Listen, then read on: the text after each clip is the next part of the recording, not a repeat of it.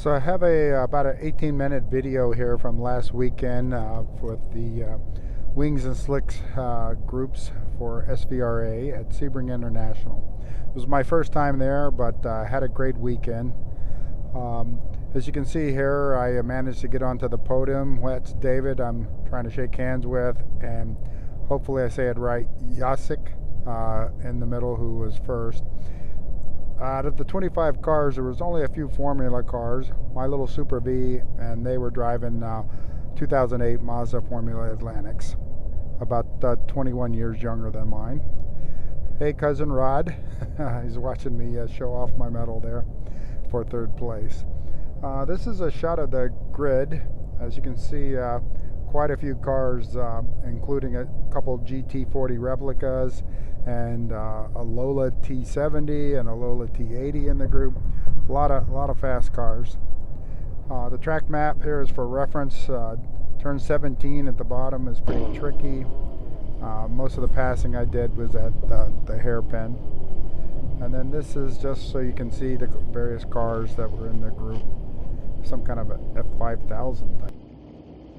This number 2 sports racer right there, and then the yellow and green Osella that's coming up there just went by.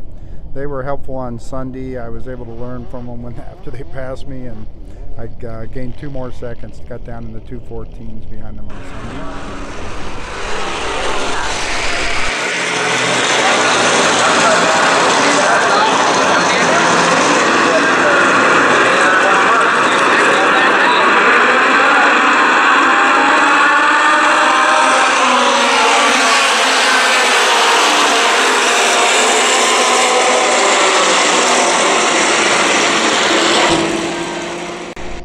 That was the start of the race from the stands, as you probably figured out, and I was starting 15th back in the pack. And yes, that was a comprehensive GT40 that just went by there, and one that was also in front of me, a Lola T70 and a Lola T89. The reason I wanted to show these first 7 laps of the Saturday race is there's a lot more action in them, quite a bit of passing here. As you can see, I'm passing the one GT40, and mainly because I was so thrilled, I end up passing both of the Lolas that are in front of me, and also the GT40 up there, and basically had a really great race. I went all the way up to 8th place from 15th. It was up till this point was my fastest lap of the weekend, and just had a great time.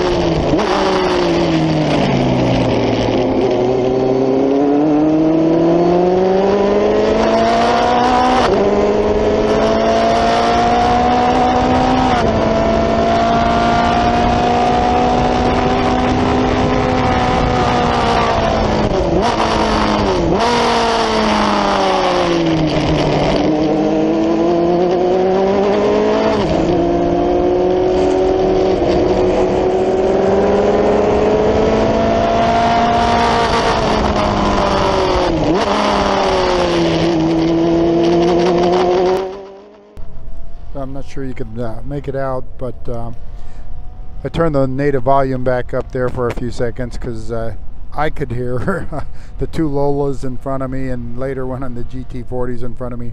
I could hear them over the side, over my car. I have a 1.8 liter 4-cylinder, and they have like 5.5 to 6.5 liter V8s, and it was pretty impressive. You wouldn't believe the amount of rubber that was coming off of their tires as they're leaving corners and plastering on my face and all over the car. Pretty cool to be behind cars that powerful.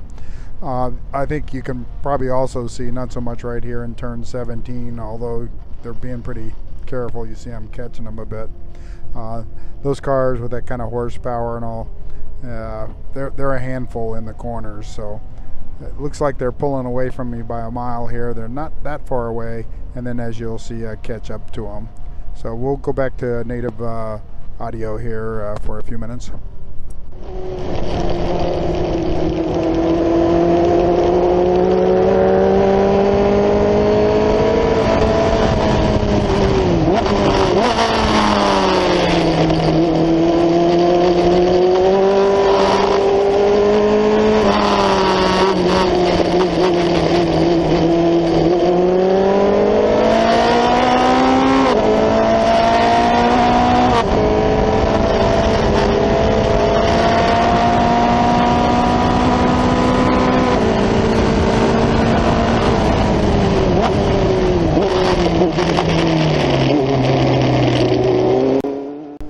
was a nice clean little pass of 09A, I think. 2-liter Kabir there into what's turn 7, the hairpin. Made a couple other passes there, you'll see later. There was a car too that I didn't catch a little earlier there that was broken. I think we passed going down towards the hairpin. At this point, it's only the second lap of the race. I'm really just trying to settle down and chase these Lolas a little bit. But the truth is, I'm catching them a lot quicker than I thought I would. But I'm very cautious about how I'm going to try and figure out how to get past them, because they're pretty big cars, pretty clumsy, and there's a GT40 in front of this one here now, and the way they're racing each other, moving around, I'm kind of biding my time, waiting for the dust to settle. I'm not sure how to put it. So let's watch these two guys in front of me for a few minutes now with native audio.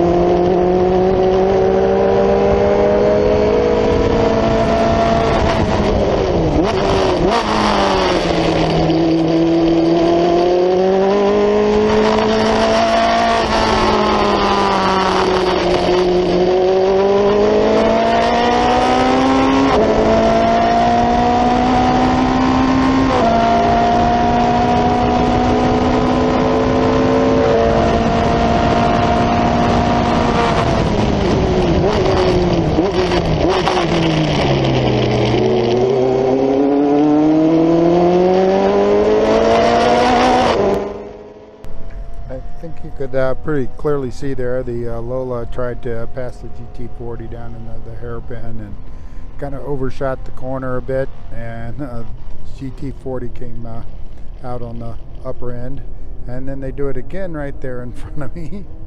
GT40 didn't get in front of him that time, and so this is what I was talking about, where I wasn't sure how to get around them. If you note our last lap, it was a 2:20. That's really pretty slow. And I probably should have been a little more aggressive about getting past them, but it's just Saturday, and we got another race tomorrow, so I was watching and learning and trying to stay out of the mess. I think we'll be coming around here in the next lap or so, and I think the Lola has a problem. The GT40 and I will go by, and then I kind of work on trying to figure out how to pass him. And I think we'll go back to some more native audio here. It's kind of cool to get to see these kind of cars racing in front of you. I think I was enjoying it as much as the spectators.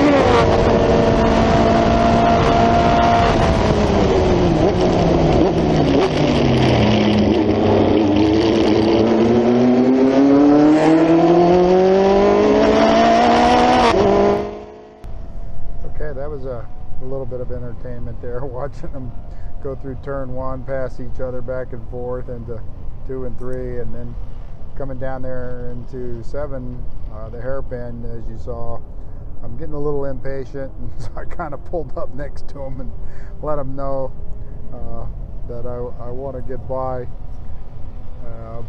But you know, he pulled away, and I just kind of waved at him. So it turns out later I get to use that little maneuver to my advantage. But that's not till lap 7 when I finally get by him. I'll show you that then. And so we'll settle here for a little bit more native audio. I don't know if I mentioned before, I think I mentioned the size of the engines, but their horsepower is 500, 600 horsepower. I have about 230. Now, way less than the GT40, but not that much less than the Lola. So I'm actually just enjoying the fact that I can keep up with them, much less get past them. And as you see right here, on the straightaways, they're pulling away from me so much, I don't really think I have that much of a chance to stay in front of them if I do get by them. That'll turn out not to be true though, here in a few minutes. I think we'll, again, watch some more here with native audio.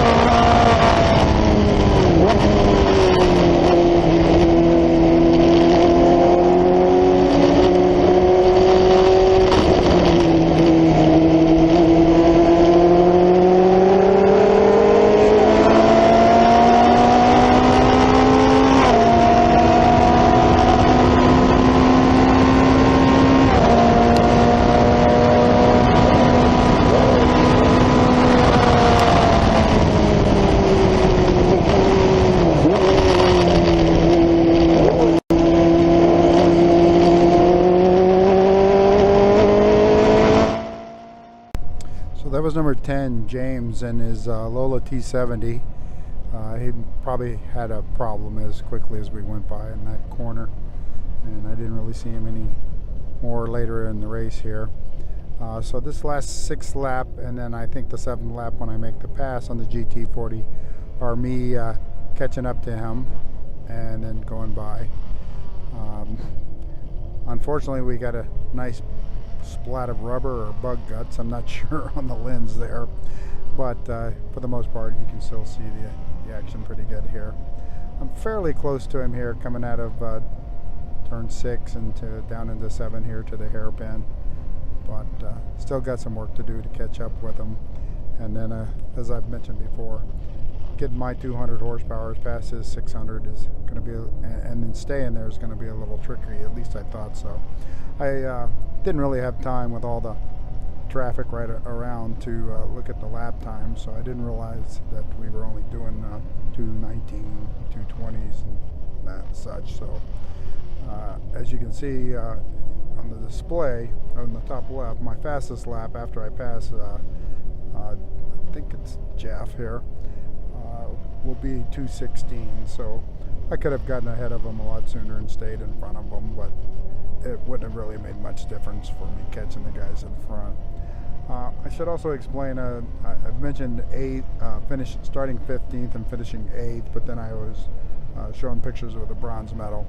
I was third in my class car, the F9 group, which is the Formula cars. These cars are technically in group 10, so they didn't count against me as far as the little medals go. Alright, I'm going to go back to native audio and we'll watch the rest here until we're about to make the pass, and I'll talk us through that.